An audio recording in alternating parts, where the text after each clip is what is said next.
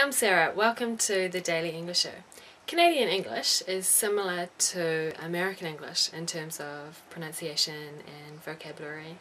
So it's been interesting hearing words or grammar that I've seen in textbooks for the last 6 years. When I first went to Japan, I came across a lot of vocabulary that I was unfamiliar with, partly because a lot of the textbooks are American English and I've never been to America.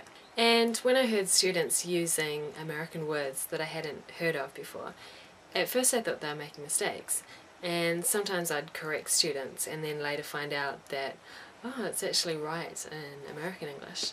And then I started to get kind of paranoid because I'd hear something which sounded wrong and I'd go to correct it and then I'd think, hang on, maybe that's right in another kind of English. So that's quite interesting, and it's probably something that you've experienced too if you're an English teacher. These are some of the words that I've heard in Canada that are different from the words that I use. Off of instead of off, year end instead of end of year, horseback riding instead of horse riding, and out instead of outside.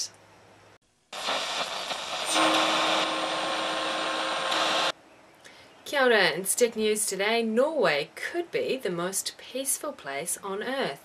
It was ranked #1 in a global peace index, which has just been launched in London. The Global Peace Index was made by the Economist Intelligence Unit.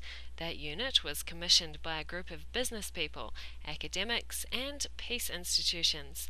They ranked 121 nations according to their relative state of peace. The nations were judged on things including the level of military expenditure, their relations with neighbouring countries, and the level of respect for human rights. The top 5 countries were Norway, New Zealand, Denmark, Ireland, and Japan.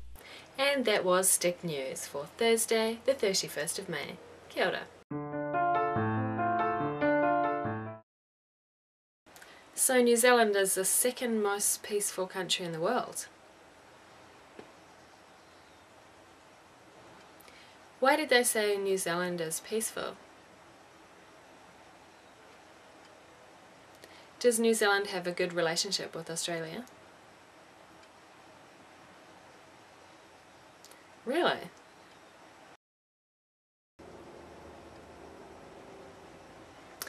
Yeah, well, out of these countries, and according to this list, anyway. It says here, New Zealand's lofty position in the Global Peace Index partly reflects its lack of internal and external conflicts, and its very good relations with neighbouring countries, namely Australia, and fellow member states of the Pacific Island Forum.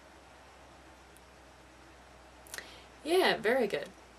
Although I heard that New Zealand was secretly building tunnels under the sea to attack Australia. No, I'm kidding.